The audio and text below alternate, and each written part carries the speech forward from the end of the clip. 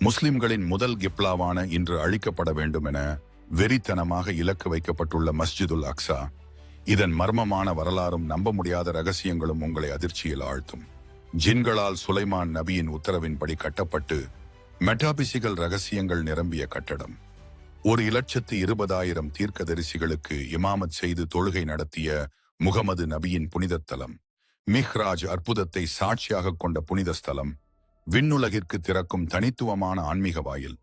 ஒரு ரகாத் தொழுகைக்கு 50,000 மடங்கு நன்மை தரும் பாக்கியமிக்க பள்ளிவாசல். இதுதான் மஸ்ஜிதுல் அக்ஸா. மஸ்ஜிதுல் அக்ஸா இன்று மிக கடுமையான அச்சுறுத்தலின் கீழ் உள்ளது. அதீத தேசியவாதமும் தீவிர மதவாதமும் கொண்ட சில பிரிவுகள் மஸ்ஜிதுல் அக்ஸாவையும் குப்பதுஸ் சக்ராவையும் அழித்து அதனிடத்தில் 3வது சுலைமான் ஆலயத்தை அமைக்க வேண்டும் என்ற கோரிக்கையை திறந்த வெளியில் முன்வைத்து வருகின்றன. இந்நிலைமை இஸ்ரேல் அரசியலின் சில தரப்புகளிலும் கடுமையான சயோனிச குழுக்களிலும் வேகமாக பரவி வருவது கவலைக்குரியது. டெம்பிள் மவுண்ட் அமைப்பை மாற்றுவது, மேற்கு கரையில் யூத குடியேற்றங்களை விரிவுபடுத்துவது மற்றும் வாக்கு கிடைத்த புனித நிலத்தை கைப்பற்றுவது, இவை அனைத்தும் ஒரே திட்டத்தின் பகுதிகளாக கருதப்படுகின்றன. முழு பிராந்தியத்தின் சமாதானத்திற்கும் முஸ்லிம் உலகின் இதயத்திற்கும் மையமாக உள்ள மஸ்ஜிதுல் அக்ஸாவுக்கு இது ஒரு மிகப்பெரிய சவாலாக மாறியுள்ளது. இன்று இஸ்ரேல் இந்த இலக்கை நோக்கி படிப்படியாக முன்னேறி வருவதை பார்க்கலாம். வலதுசாரி கட்சி தலைவர்களும் இஸ்ரேல் அரசாங்கத்தின் சில அமைச்சர்களும் மஸ்ஜித் அல் அக்ஸாவின் சர்வதேச அந்தஸ்தை குலைத்து அதன் பாதுகாப்பு செல்வாக்கை அகற்ற வேண்டும் என்ற முயற்சியில் ஈடுபடுகின்றனர். இந்த கேள்வியில் அவர்கள் வெளியிடும் அறிக்கைகள் நாளுக்கு நாள் மேலும் கடுமையாகிக் கொண்டிருக்கின்றன. டெம்பிள் இன்ஸ்டிடியூட் போன்ற அமைப்புகள் ஆலய வழிபாட்டு சடங்குகளுக்கான பொருட்களை தயாரித்து எதிர்கால ஆலய கட்டுமானத்திற்கான முன்னேற்பாடுகளை செய்து வருகின்றன. மறுபுறம் புனித இடங்களை பாதுகாக்கும் பாலஸ்தீன அமைப்புகள் இந்த நடவடிக்கைகள் வரலாற்றையும் புனித தலங்களையும் சேதப்படுத்துகின்றன என எச்சரிக்கின்றன. உலகம் முழுவதும் உள்ள முஸ்லிம்கள் இந்த நிலைமையை மஸ்ஜிதுல் அக்ஸாவுக்கு எதிரான தாக்குதலாக காண்கிறார்கள். ஆனால் இதை தடுக்க இதுவரை எந்த கடுமையான சர்வதேச நடவடிக்கையும் எடுக்கப்படவில்லை என்பது கவலைக்குரிய செய்தி. மஸ்ஜிதுல் அக்ஸா ஏன் இவ்வளவு முக்கியம்? முஸ்லிம்கள் மட்டுமல்ல, சில யூத மறைநூல் பாரம்பரியங்களிலும் கூட நகரின் இதயத்தில் உறுதியாக நிற்கும் குத்ஸ் புனிதமும் வரலாற்றும் நிறைந்த இடமாக கருதப்படுகிறது. இஸ்லாத்தில் இது அருள் பெற்றதும் கௌரவிக்கப்பட்டதும் அமைதியும் ஈமான் நிறைந்ததும் என குர்ஆனில் நேரடியாக குறிப்பிடப்பட்டுள்ளது. நபி ஆதம் அலைஹிஸ்ஸலாம் காலம் முதலே இது பல நபிமார்களின் தங்குமிடமாகவும் எண்ணற்ற அதிசயங்கள் நிகழ்ந்த சாட்சியாகவும் இருந்து வருகிறது. பல நபிகள் பிரார்த்தித்ததாக நம்பப்படும் பழமையான வழிபாட்டு இடங்களும் இங்கு காணப்படுகின்றன. பூமியில் அமைதி, நம்பிக்கை மற்றும் இறையருளின் ஒளி பிரகாசிக்க வேண்டிய மிகச் சிறப்பான புனித நிலங்களில் ஒன்றாக மஸ்ஜிதுல் அக்ஸா இன்று உலக முஸ்லிம்களின் இதயத்தில் இடம் பிடித்துள்ளது. குத்ஸில் உள்ள மஸ்ஜிதுல் அக்ஸா முஸ்லிம்களின் முதல் கிப்லா எனும் வரலாற்று பெருமையை தாங்குகிறது. இதுவே முகமது நபி அவர்கள் இஸ்ரா மற்றும் மிஹ்ராஜ் பயணத்தில் விண்ணோக்கி உயர்த்தப்பட்ட புனித தளமும் ஆகும். இதனால் இது இஸ்லாமிய உலகில் மிக உயர்ந்த மரியாதை மற்றும் ஆன்மீக முக்கியத்துவத்தை கொண்டது. இது உலகின் 3 பெரிய மதங்களுக்கும் புனித மையமாக காணப்படுகிறது. மஸ்ஜிதுல் அக்ஸாவை சுற்றியுள்ள தௌஹீத் போராட்டம் நூற்றாண்டுகளாக தொடரும் ஒரு ஆன்மீக மற்றும் வரலாற்று தகராறு. தொடக்கத்தில் இது பைதுல் மக்திஸ் என அழைக்கப்பட்டது. பின்னர் இதன் பெயர் மஸ்ஜிதுல் அக்ஸா என்று நிலைநிறுத்தப்பட்டது. இஸ்லாமின் 3 சிறந்த மஸ்ஜித்களில் ஒன்றாக இது திகழ்கிறது. 1. மஸ்ஜிதுல் ஹராம். 2. மஸ்ஜிதுன் நபவி மதீனா. 3. மஸ்ஜிதுல் அக்ஸா குத்ஸ். இந்த வரிசையில் மஸ்ஜிதுல் அக்ஸா உலக முஸ்லிம்களின் இதயத்தில் 3வது மிக புனித மஸ்ஜிதாக அழியாத இடத்தை பெற்றுள்ளது. மஸ்ஜிதுல் அக்ஸா பல காலகட்டங்களில் கட்டப்பட்ட கட்டிடங்களை உள்ளடக்கிய செவ்வக வடிவ பரப்பை கொண்டு விரிந்து கிடக்கிறது. இதில் மிகவும் பிரபலமானது தனது தங்க குவியலுடன் ஒளிரும் குப்பத் அல் சக்ரா ஆகும். மஸ்ஜிதுல் அக்ஸாவின் 4 மூலைகளிலும் வேறு வேறு காலங்களில் கட்டப்பட்ட 4 மினாரத்துகள் உயர்ந்து நிற்கின்றன. ஒவ்வொன்றும் தனித்துவமான இஸ்லாமிய கட்டிடக்கலை முறைகளை காட்டி இந்த புனித தளத்தின் வரலாற்று பரந்துபட்ட தன்மையை வெளிப்படுத்துகின்றன. பைத்துல் மக்திஸ் முதலில் நபி தாவூத் அலைஹிஸ்ஸலாம் அவர்கள் அல்லாஹ்வின் கட்டளையின்படி கட்டத் தொடங்கிய புனித தலம். ஆனால் கிறிஸ்துவுக்கு முன் 967 அல்லது 953 ஆண்டுகளில் அது முழுமை பெறுவதற்கு முன்பே அவர்கள் இறந்துவிட்டனர். அதன் பின் நபி சுலைமான் அலைஹிஸ்ஸலாம் அவர்கள் அல்லாஹ்வின் அனுமதியால் ஜின்களை ஒன்று திரட்டி இந்த பெரிய கட்டுமானத்தை முடித்ததாக வரலாறு கூறுகிறது. குர்ஆன் நபி சுலைமான் அலைஹிஸ்ஸலாம் அவர்களுக்காக ஜின்கள், மிஹ்ராப்கள், சிலைகள், விசாலமான நீர் தொட்டிகள், பெரும் பானைகள் போன்ற மகத்தான கட்டிடங்களை உருவாக்கியதை விவரிக்கிறது. அதே சக்திகள் பைத்துல் மக்திஸ் கட்டுமானத்திலும் பங்காற்றின. இந்த புனித மஸ்ஜிதை சுற்றி 12 பகுதிகளை கொண்ட ஒரு நகரமும் எழுப்பப்பட்டது. மேலும் தௌராத் பதட்டங்கள் வைக்கப்பட்டிருந்த புனித பெட்டியும் இந்த மஸ்ஜிதிலேயே பாதுகாக்கப்பட்டதாக கருதப்படுகிறது. பழைய ஏற்பாடு பதிவுகளின்படி அந்த காலத்தில் ஆலயம் மிகப்பெரிய விழாவுடன் திறக்கப்பட்டது. அப்போது சில அதிசயங்களும் நிகழ்ந்ததாக குறிப்பிடப்படுகிறது. பனு இஸ்ராயேல் மக்கள் ஆலயத்தின் கற்கொழும்பில் சஜ்தாவில் தாழ்மையாக தலை வணங்கினர் எனவும் எழுதப்பட்டுள்ளது. மேலும் நபி சுலைமான் அலைஹிசலாம் அவர்கள் 22,000 காளைகளையும் 1,20,000 ஆடுகளையும் பலியிட்டு ஒரு வாரம் நீடித்த மகத்தான விழாவை நடத்தியதாகவும் அந்த நூல் விவரிக்கிறது. சுலைமான் நபி அலைஹிசலாம் மறைவுக்கு பிறகு பைத்துல் மக்தீஸ் பலமுறை அழிவை சந்தித்தது. கிறிஸ்துவுக்கு முன் 586 பாபிலோன் அரசர் நெபுகத்நேச்சார் குத்ஸை தீயிட்டு கொளுத்தி மஸ்ஜிதுல் அக்ஸாவின் பொக்கிஷங்களை பாபிலோனுக்கு கொண்டு சென்றார். பள்ளிவாசல் பல ஆண்டுகள் இடிபாடாகவே கிடந்தது. பின்னர் பர்சியர்கள் பாபிலோனியர்களை வென்ற பிறகு யூதர்கள் திரும்பி வந்து கிறிஸ்துவுக்கு முன் 515 கோயிலை மீண்டும் கட்ட அனுமதி வழங்கப்பட்டது. ஆயினும் கிறிஸ்துவுக்கு பிறகு 70ஆம் ஆண்டு ரோமானியர்கள் மீண்டும் கோயிலை எரித்து அழித்தனர். அந்த இடம் நீண்ட காலம் வெறிச்சோடி கிடந்தாலும் புனித தலமாகவே அறியப்பட்டு வந்தது.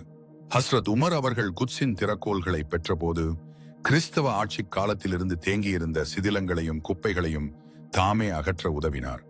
பின்னர் பாறையின் தெற்கு பகுதியில் இருந்த சமத்தடியான மேடையில் முஸ்லிம்களை வழிநடத்தி சலாஹ் நடத்தினார். பின்னர் அங்கே ஒரு மஸ்ஜிதும் கட்டப்பட்டது.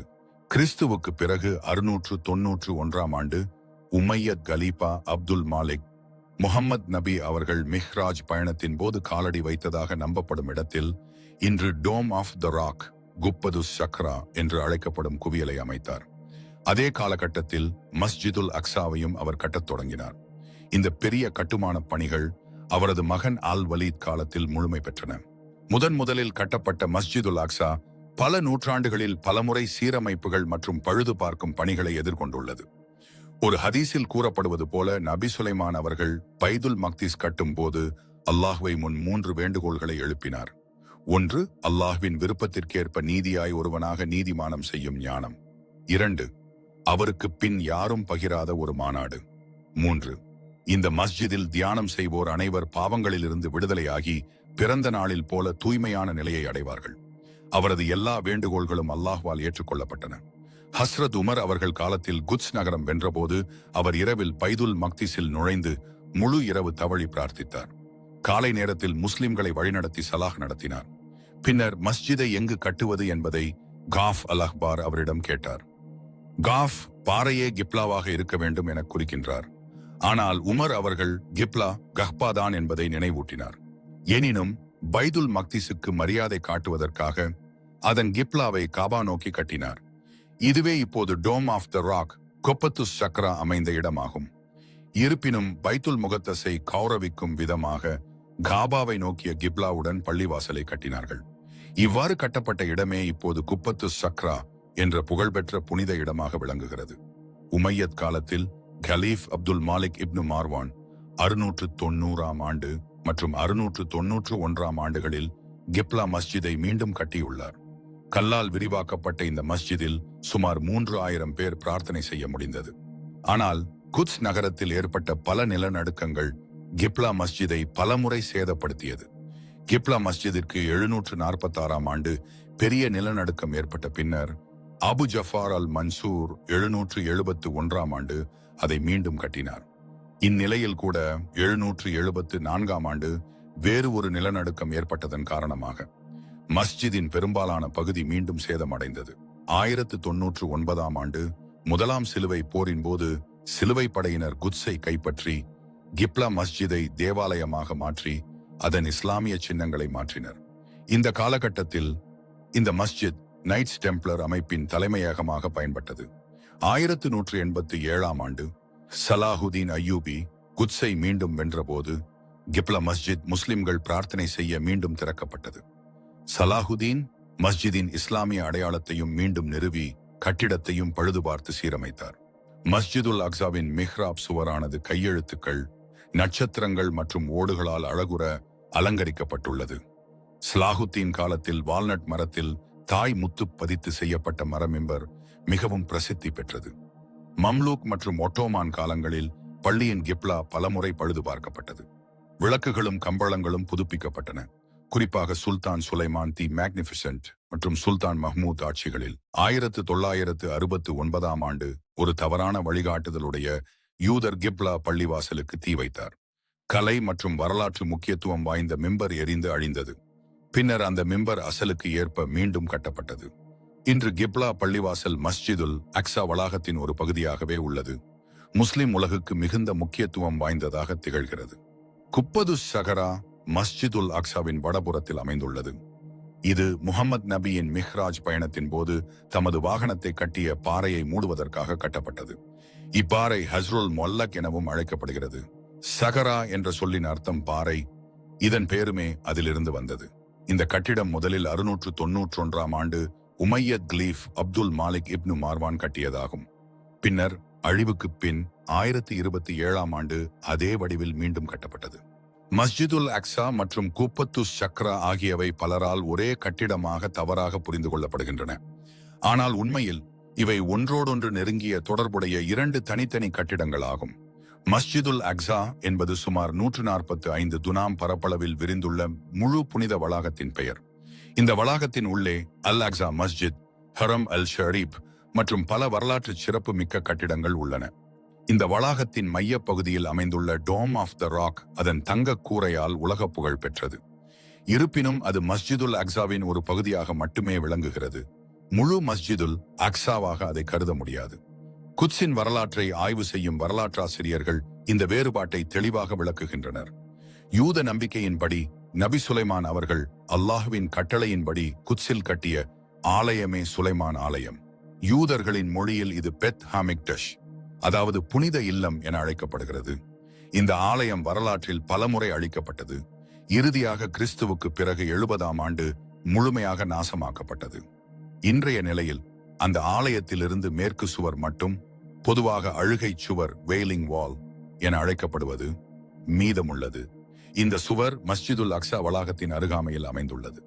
மேற்கு சுவர் ஹீப்ரு மொழியில் கோட்டல் என அழைக்கப்படுவது யூதர்களுக்கு மிக முக்கியமான புனித இடமாக கருதப்படுகிறது. அவர்கள் இந்த சுவரின் முன் நின்று அழுது பிரார்த்தனை செய்து ஆலயம் மீண்டும் கட்டப்பட வேண்டும் என வேண்டுகின்றனர்.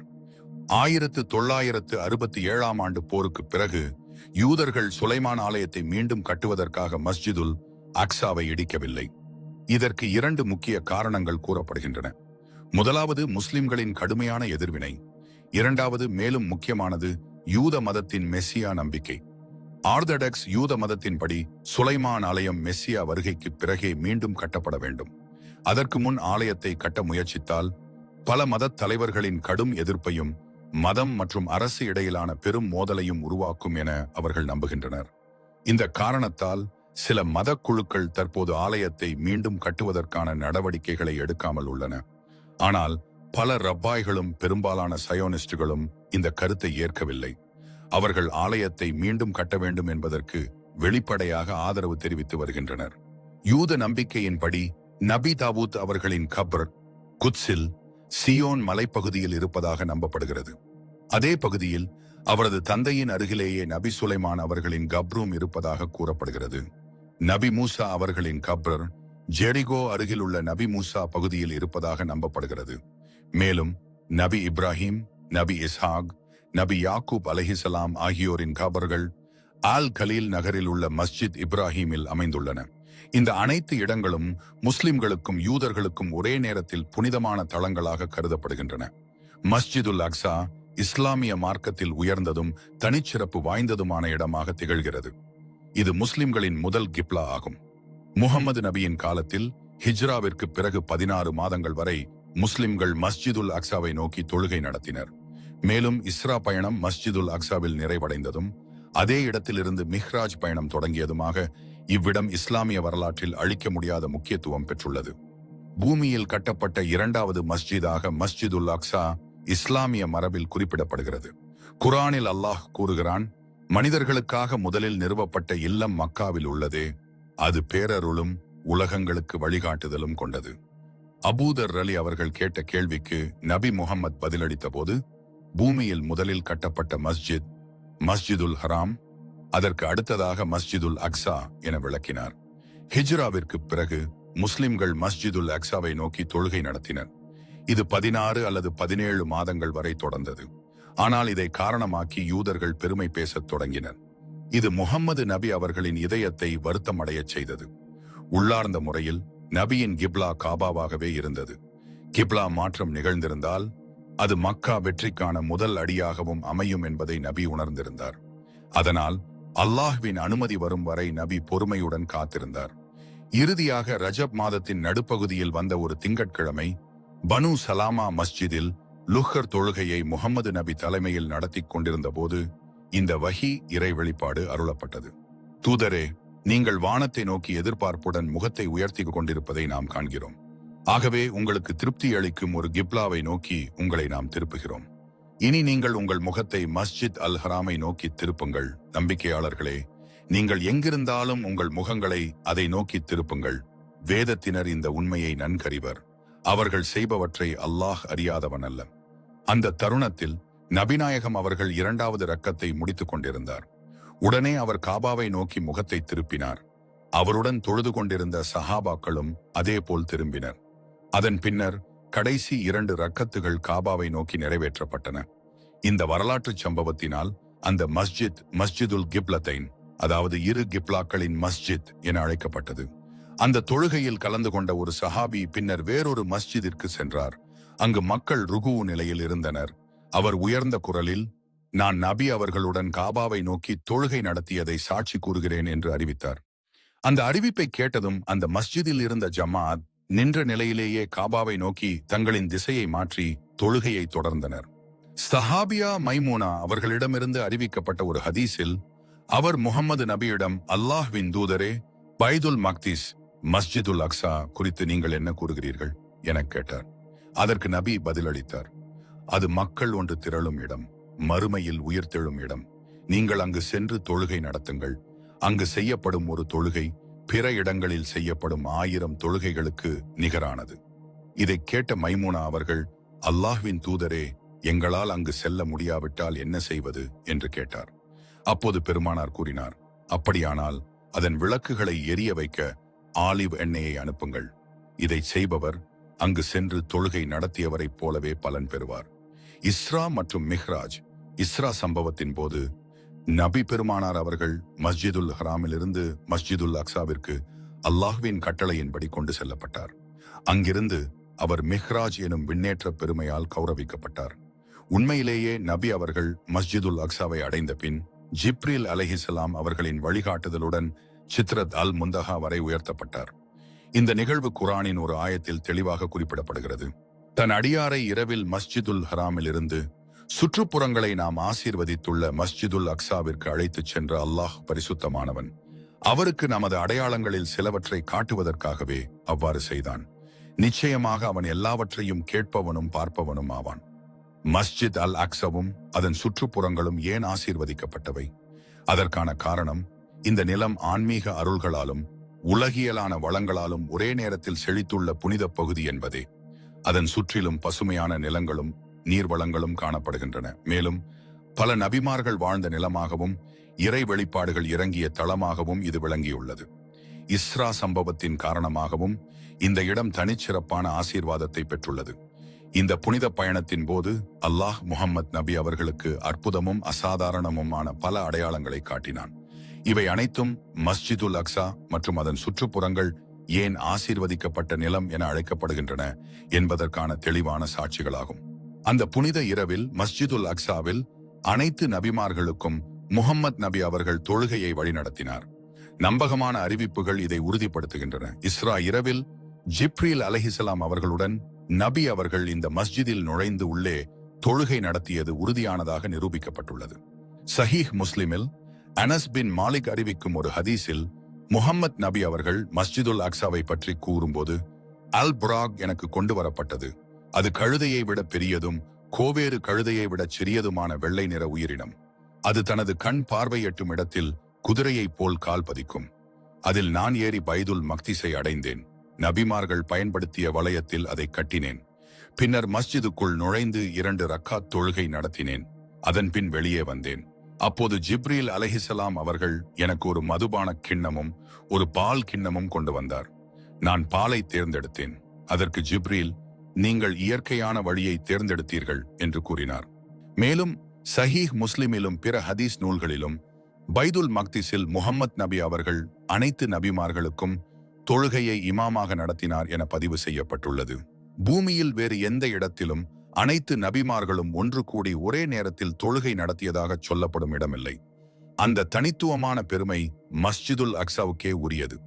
ஆக்கிரமிப்பின் கீழ் மஸ்ஜிதுல் அக்ஸா, பைதுல் மக்திஸ் என்பது சாதாரணமான ஒரு நிலப்பகுதி அல்ல. அதன் கற்கள், மண், காற்று, நீர் அனைத்திலும் பல நபிமார்களின் அடையாளங்களும் துவாக்களும் தியாகங்களும் பதிந்துள்ளன.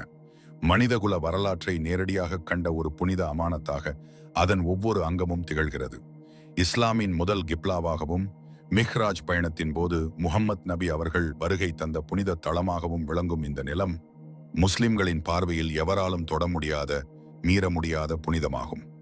இதற்கு தீங்கு விளைவிப்பதும் அவமதிப்பதும் அதன் பாதுகாப்புக்கு அச்சுறுத்தல் ஏற்படுத்துவதும் ஈமான் கொண்ட எந்த நம்பிக்கையாளரும் ஏற்றுக்கொள்ள முடியாத செயலாகவே கருதப்படுகிறது. பைதுல் மக்திஸ் என்பது ஒரு நிலப்பரப்பு மட்டுமல்ல, அது உம்மாவின் மரியாதையும் கௌரவமும் பிரதிபலிக்கும் ஆன்மீக பாரம்பரியமாகும். கடந்த 70 ஆண்டுகளுக்கும் மேலாக மஸ்ஜிதுல் அக்ஸா சட்ட விரோதமாக இஸ்ரேலால் ஆக்கிரமிக்கப்பட்டு வருகிறது.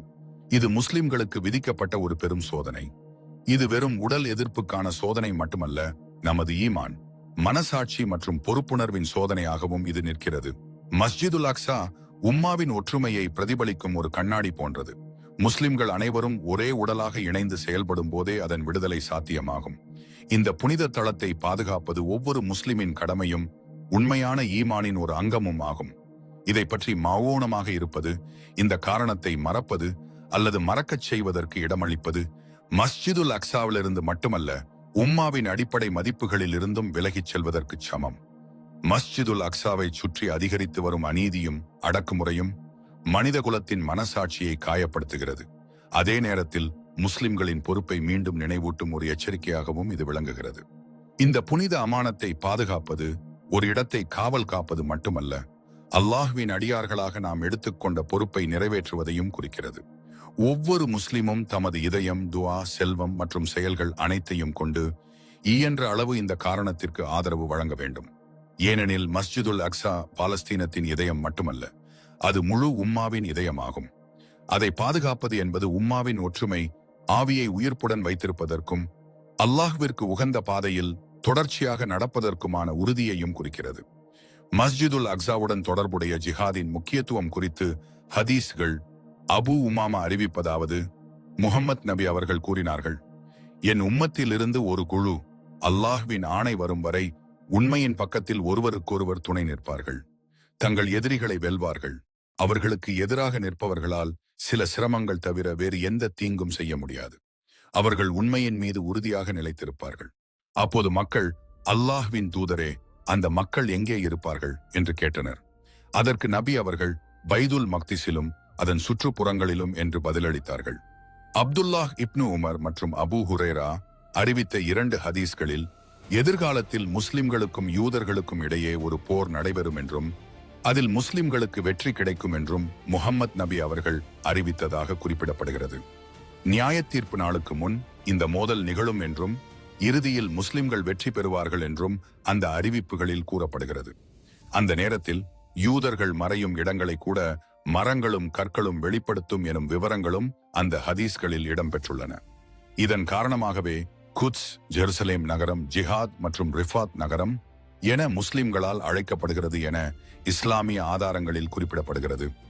மஸ்ஜிதுல் அக்ஸா என்பது நூற்றாண்டுகளாக நிலைத்து மனிதகுலத்தின் ஆன்மாவில் ஆழமான தடயத்தை பதித்துள்ள ஒரு புனித தலம். இது ஒரு வழிபாட்டு இடமாக மட்டுமல்ல, அமைதி, சகோதரத்துவம் மற்றும் நம்பிக்கையின் தலமாகவும் விளங்குகிறது. அதன் பழமையான வரலாறு நம்மை காலத்தின் ஆழத்திற்கு அழைத்துச் செல்கிறது. அதன் ஆன்மீக சூழல் உள்ளங்களில் அமைதியை விதைக்கிறது. உலகின் பல பகுதிகளில் இருந்து மக்களை ஒரே தளத்தில் ஒன்றிணைக்கும் சக்தி கொண்ட இடமாக மஸ்ஜிதுல் அக்ஸா திகழ்கிறது. நபி முஹம்மது அவர்களின் இந்த புனித ஹதீஸை நாம் நினைவில் கொள்ள வேண்டும். 3 மஸ்ஜித்களை தவிர வேறு எந்த இடத்திற்காகவும் பயணம் செய்ய வேண்டாம். மஸ்ஜிதுல் ஹராம், இங்கு உள்ள என் மஸ்ஜித், மஸ்ஜிதுன் நபவி மற்றும் மஸ்ஜிதுல் அக்ஸா. புகாரி, முஸ்லிம். இந்த உணர்வுடன் நமது துவாக்கள், முயற்சிகள் மற்றும் ஒற்றுமையின் வழியாக மஸ்ஜிதுல் அக்ஸாவை பாதுகாப்பது ஒவ்வொரு நம்பிக்கையாளரின் கடமையாகும் என்பதே இஸ்லாமிய போதனையின் தெளிவான அழைப்பாகும்.